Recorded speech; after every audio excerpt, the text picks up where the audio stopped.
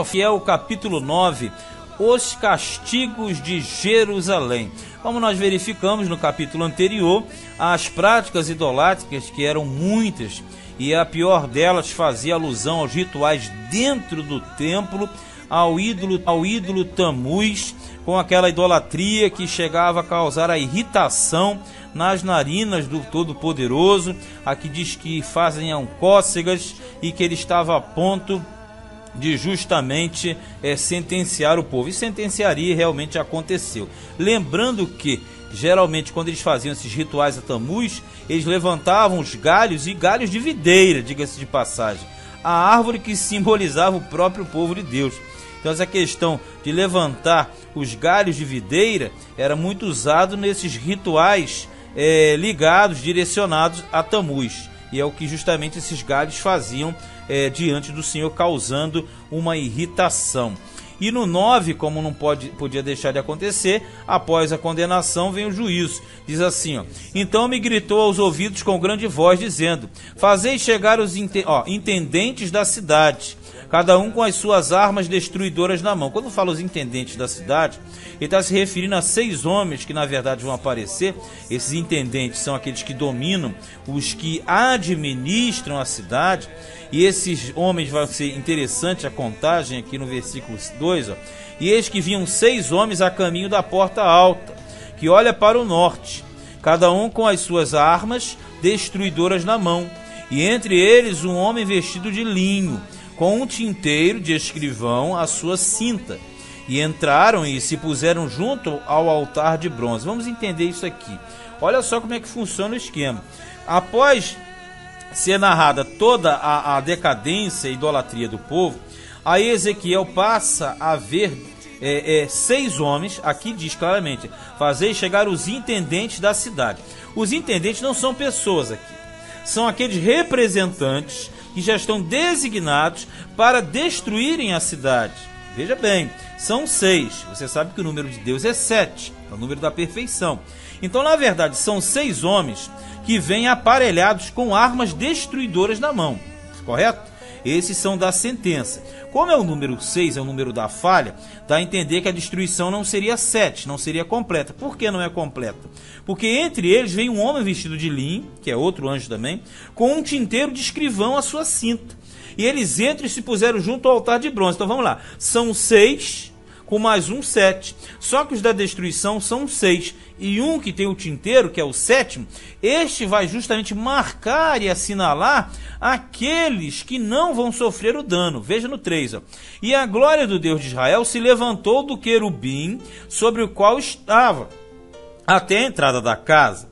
E clamou ao homem vestido de linho, que tinha o tinteiro de escrivão na sua cinta. Quando fala tinteiro, é justamente o recipiente onde se guardava a tinta, e ali o escrivão vinha com a pena, né? Ou pena de ferro, ou pena de pássaro mesmo, e ali ele escrevia, né? Então esse tinteiro de escrivão é justamente junto à cinta. Você sabe que a cinta, em profecia, o cinturão é a verdade.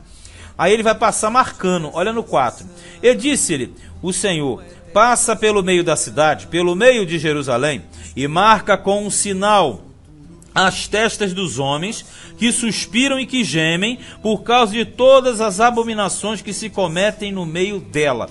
Vamos compreender. Ele manda esse homem que tem o tinteiro, esse anjo no caso, passar na cidade marcando um sinal. O sinal aqui no original é um Tav. Tav, que é a última letra do alfabeto hebraico. E Tav significa literalmente cruz. Só que cruz no Antigo Testamento não é como a cruz de Jesus que nós conhecemos. Cruz era em forma do sinal de vezes, né, de multiplicação, como nós conhecemos, um X, ou então um tracinho que para nós é o sinônimo de mais, que é o símbolo do mais, né? Que é aquela justamente da soma de adição. Então esse Tav ou era um X ou um sinal de mais. E esse sinal foi uma prefiguração, isso para o futuro, do que seria a cruz de Cristo, correto? Mas nessa época não se tinha essa noção de cruz de Cristo ainda.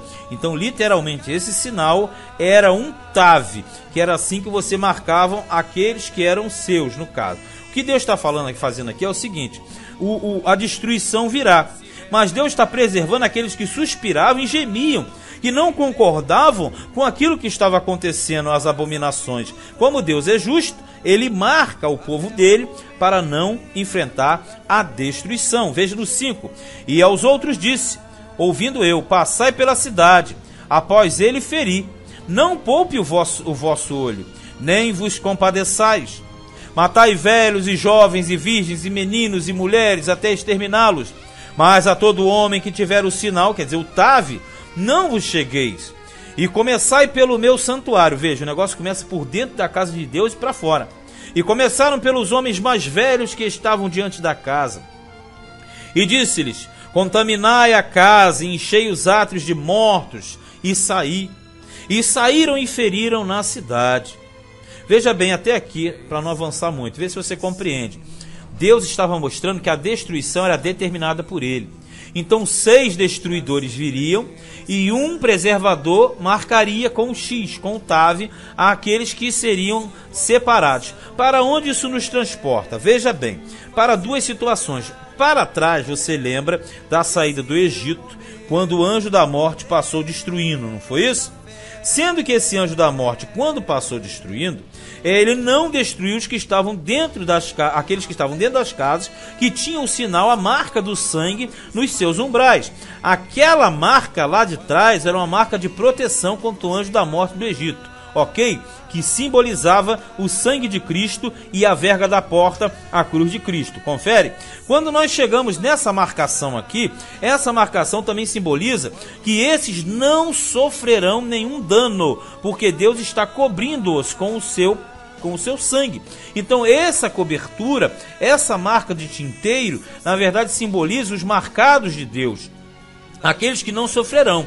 E o sinal do tave, como eu falei, é uma prefiguração da cruz de Cristo. E não parou não, ainda tem mais. Quando você chega lá no Apocalipse, propriamente no capítulo 7, você tem aqueles que são de Deus marcados, porque os que são de Deus não pertencem ao império da besta, e automaticamente Deus marcará os seus escolhidos, os seus eleitos, para que não sejam tocados pela marca da besta. Então você percebe que tanto no Egito, quanto nesse quadro, quanto na questão da grande tribulação, Deus estará guardando e preservando o seu povo de todo o mal possível. Veja no 8. Sucedeu, pois, que, havendo-os eles ferido, e ficando eu de resto, caí sobre a minha face, e clamei e disse, ah, Senhor, dá-se-é o caso que destruas todo o restante de Israel, derramando a sua indignação sobre Jerusalém?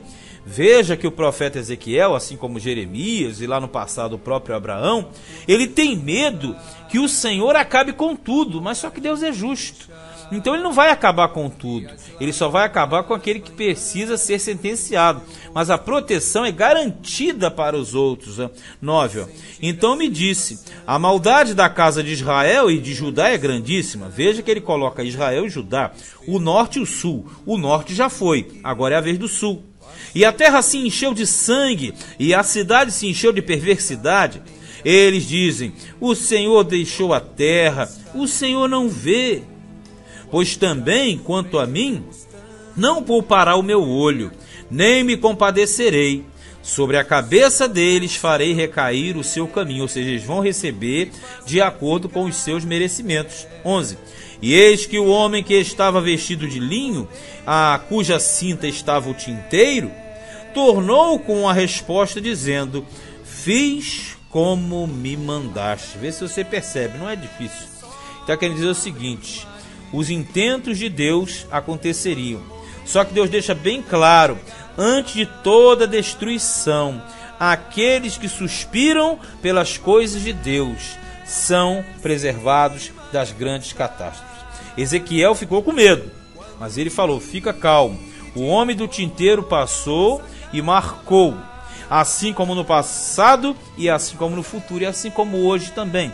Deus sempre preserva, Deus sempre guarda, Deus não deixa acontecer absolutamente nada com aqueles que têm a marca em suas vidas, a marca do Cordeiro. Agora veja bem, quando nós chegarmos No próximo capítulo, que é o capítulo 10, será a segunda visão dos querubins. Aí nós vamos entender por quê. Porque ali, aí sim, ele vai sair da sua casa. E lembrando sempre que essa marcação aqui aconteceu na primeira noite da Páscoa, lembra lá? Na saída e libertação. Essa marcação dava a entender que seria antes da invasão e destruição de Jerusalém.